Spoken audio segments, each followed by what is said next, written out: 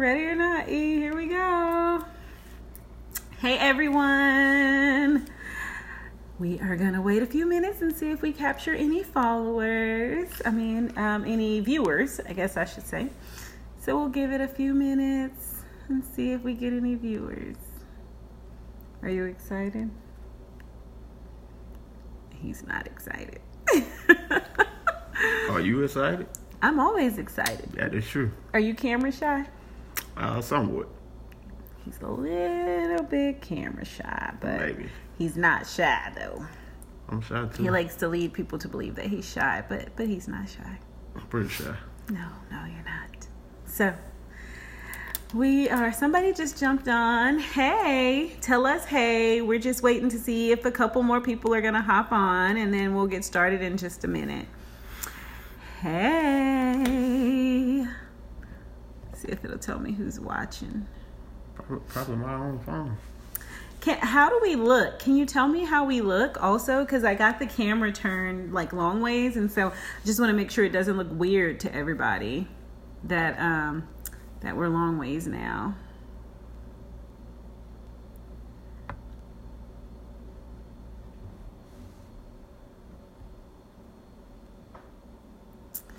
Hey Zandra, can you tell me how we look?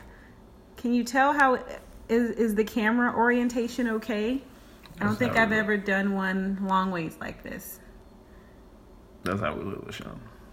Oh, now Emmanuel's watching to tell me how we look. Okay, so that look okay. It looks okay. Wait, how are you laying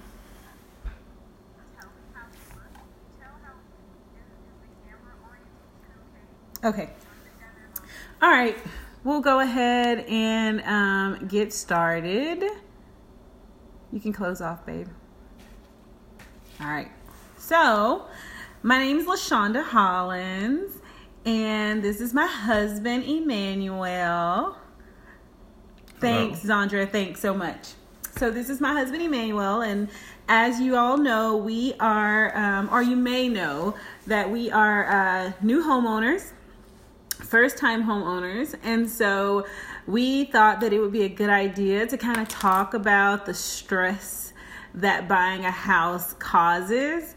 I know it caused a lot of anxiety for me, some days of depression, just a lot of stress, and I think Emmanuel had some nerves too that we'll get into. And just to be completely honest with you, like we literally just had like a serious conversation just about the stresses of this, and it was almost like bickering, like back and forth because it gets stressful, and I can honestly see why there's a high statistic for individuals who are buying a house for divorce and things like that. Now we get a divorce. Not that I'm about to divorce my husband, but it is a high statistic that people who are buying a house end up not being happy afterwards or end up getting a divorce throughout the process because it can be very stressful. And so we wanted to share some of the stresses that we have experienced. And Amanda, it's a lot. And so just right now, we just had a little back and forth where I was pretty sad. She's always sad. But I always make her mad. I always get under her skin. So we can talk about that as well. But first I want to just kind of jump right in and just tell you a little bit about, some of the initial stress that we had when we started this process. I want to let Emmanuel go first because I am a talker, and y'all know that I will talk a whole lot about my issues that I experience. So I think it'll be a good idea to hear Emmanuel's perspective from a male perspective, kind of what he was feeling and what he was thinking as we went throughout this process. So, babe, you want to talk a little bit about what you felt initially? Yeah, my main feeling was just being nervous. I really didn't know what to do or how the process would actually go. When I'm not as well rounded as to how the process should go, of course, I get a little nervous. So It took a lot of research, just trying to find things out on my own, calling people, close friends, and asking them about the process. And I felt a little better probably 2 months into actually making making a payment on the house to where we actually held a lot. Pretty much after that, I felt pretty confident that we was actually going to actually build a house. But before that, I was real nervous. I did a lot of research on my own, and once I did the research, I felt a little better. But of course, I mean, you still had those feelings of worry. You should have heard him trying to explain escrow to me. Well, yeah, and then you have those feelings where you're trying to explain stuff to somebody who still doesn't get it after you explain it. I get it a little bit. But the main thing was the nervousness. And so for Emmanuel, like, he was nervous initially, and then there was a point where his nervousness kind of ended. Like, he felt a little bit more confident in, his research. He felt a little bit more confident in what he was doing. But unfortunately for me, the stress, the anxiety, someone who's dealt with anxiety and depression and things like that in the past, it never really stopped for me. And to be honest with you, it hasn't stopped for me yet. Like, as of this moment, I still have not really, there is still some anxiety, not the stresses of whether or not we are going to like be in this house, because clearly we're in this house, but now the stresses of getting everything that needs to be done, as well as just depression with trying to accept that it may not all get done right away. All of us on this time. In my time, I admit I do have that problem. I'm a perfectionist, and I want things done when I want them done, and so that's kind of some of the things that we bicker about, because I don't feel like he's moving at the pace that I feel like he should be moving at. So that's one of the initial things that it can do, is that it can cause a strain on your relationship, and so if you're not secure in that, then you may want to become a little bit more secure. So that's one thing. But what I really wanted to share with you, and I wanted to make sure that I pointed out that Emmanuel had nerves and then they went away. Mine did not. I wouldn't necessarily say they went away. It wasn't as intense as it was at the beginning of buying the house. Oh. Yeah. That ain't what you told me initially. Well, I'm talking to real people. I'm real. Anywho, so but his kind of subsided a little bit. For me, they were still very, very, like, the negative self-talk and all of that was still very major for me. So I think that my nerves started on the day that we went and like wrote the first check to start the process, which one was spur of the moment, which is already not good for somebody who has struggled with anxiety. So we went just to talk and just to get information, because we visited the property several times. And then all of a sudden, Emmanuel's like, let's put the money down today. And I'm like, whoa, do what? Like, so he gave me like minutes to decide if we were going to put the money down on that day. And we did. And so for me, my anxiety started immediately right there. So we didn't tell anybody that we started the process. We didn't tell anybody that we were doing this, at least for a couple of months, because I wasn't okay with telling people. And so I actually wrote a blog, and I don't want to give too much away in this video because I was supposed to post a blog on yesterday, but I did not. So it'll go up tonight. But I didn't want to tell anybody that we were doing this, because I felt like that the rug could still be pulled from under us at any time. I also had a lot of self-doubt, a lot of imposter syndrome.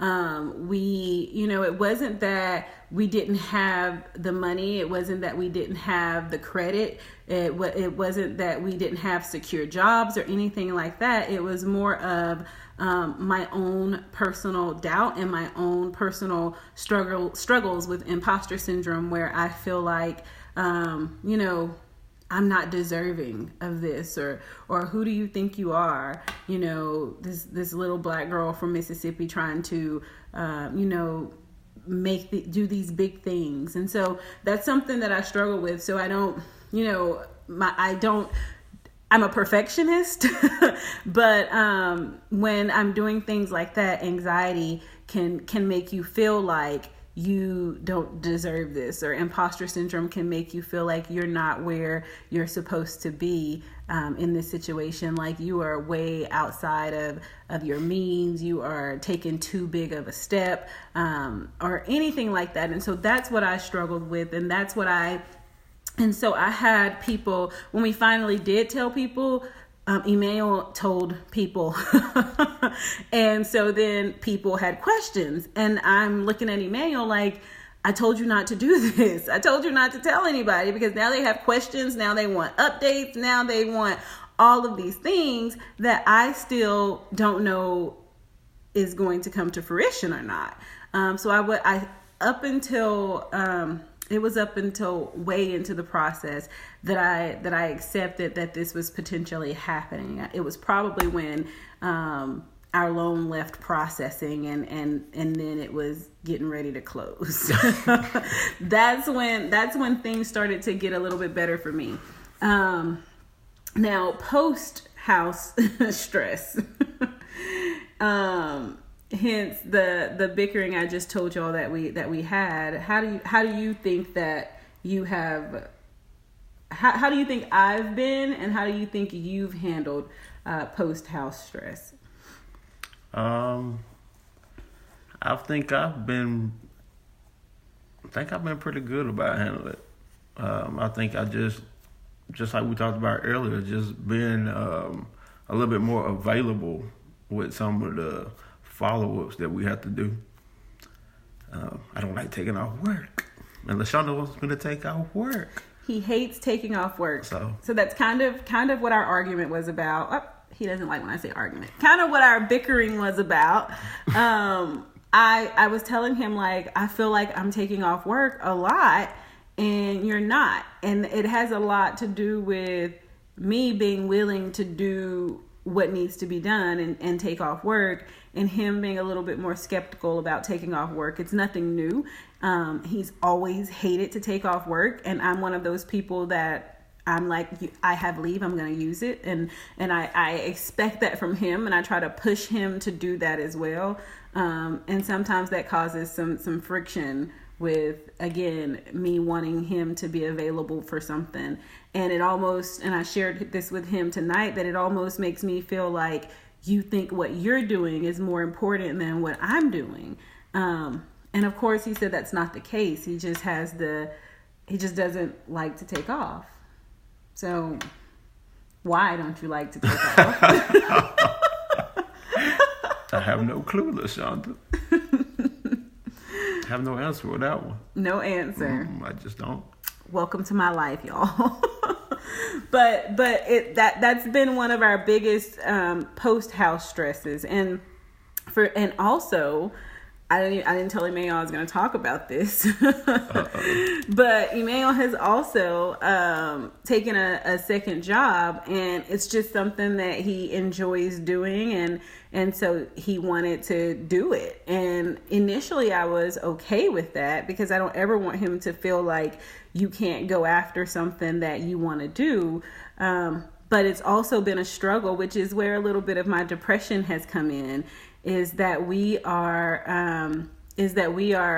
in the process of doing all of these things, with moving into the house and all of these initial appointments and things like that. And now he has this second job, and we're also still moving out of our apartment, which we have to be out of by the end of the month. And so, we're not seeing each other as much as we used to. We used to be like Velcro, but now he has this second job. And so I think I'm struggling with adjusting to him not being here at certain times that he is normally here. So on top of all of this stuff with the house, I'm also adjusting to a new job and a new schedule for us. And so that has caused some depression for me. It has also caused some anxiety, because again, for me, we have to be out of this apartment by the 30th. I'm not trying to pay anybody any extra money. And so that has been a struggle for us. That's a lot of our post-house stress. Yeah. So, and me, I don't care about the apartment really. So that's usually how it goes. She stresses. I'm like, it's okay. We're gonna be out before the end of the month. Well, so hence most of our bickering is because I care and he doesn't, and I'm trying to get him to care about some of the stuff that we have to take care of. But most importantly, I think what I'm struggling with is just our time together, because we used to, after work, if we wanted to go have a drink or if we wanted to go out for dinner, then we did that. But now he's working a little bit later because he's taken on that second job. And so I'm struggling with that, but I'm working on that.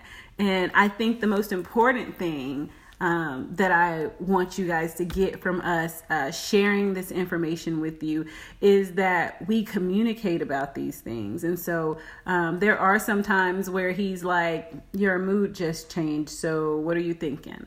Or something's off and I can tell.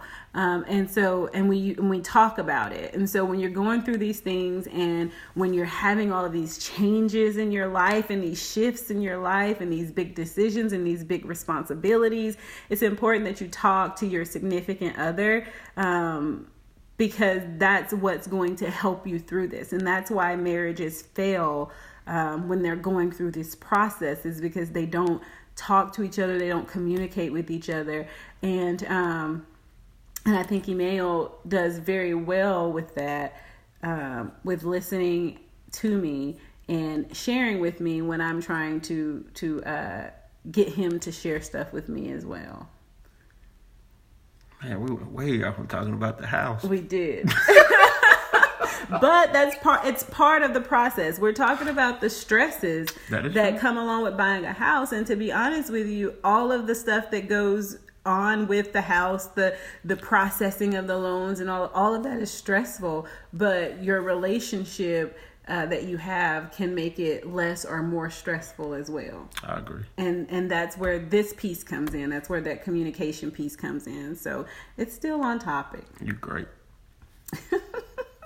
Is there anything else that you want to talk about? Do you want to talk a little bit more just about the steps of going through the loan? I know you mentioned maybe wanting to talk about that, or I guess my thing was just reaching out to other people who had did this before. A lot of times we do things, I guess you say, kind of outside the norm. So you just kind of research it. If you want to do this or basically build your own house, I would say call a couple people who have did it before and get some information. That way you'll know the proper steps to take to do that. I'm just glad we had good friends who were willing to share some of their information or share some of their mishaps so that we didn't make some of the same mistakes. Yeah. And I mean, I feel like we're available to do that for everybody else too. So I mean, if you needed answers or if you had any questions, we're always available. We're always available. Yeah. I definitely want to shout out one of my friends who I talked very openly with just about, different things that in the Black community we don't like to talk about, which is our money. We always feel like our money and what we make and what, all of that is a secret. But when going through this process, I realized that's an ingrained thing that's not okay. It's not always a secret. And so just in talking with her, like telling her how much, I wanted my mortgage to be and how much the house is that we were looking for and how much money, we make combined and things like that. And she and I actually had the conversation about how we don't have these conversations with our family members. We don't have these conversations with other people because we've always been taught that it's nobody's business how much money you make.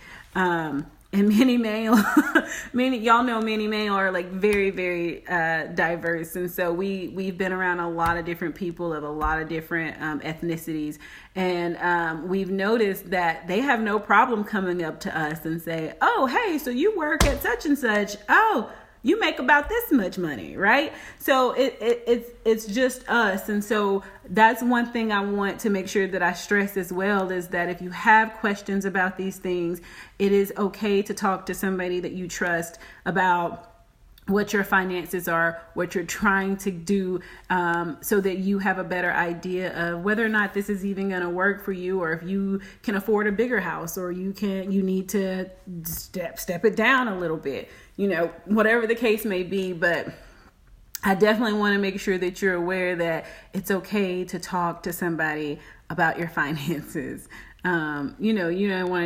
You don't want to be just like walking around bragging, I make 7 figures, 6 figures, whatever. That's not what I'm saying. But being able to openly talk to somebody about financial planning, investing, buying big homes and things like that, making these big purchase decisions. You want to have somebody that you can talk to about that. So that's important. Anything else, babe? No.